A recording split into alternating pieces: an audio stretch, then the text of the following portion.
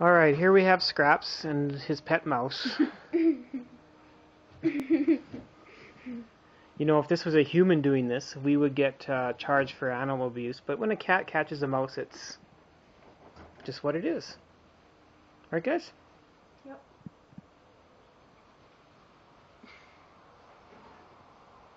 It's so tiny, the mouse. It's like hopping everywhere. Hope he doesn't bring it in the door. Uh-oh! Oh, come over here.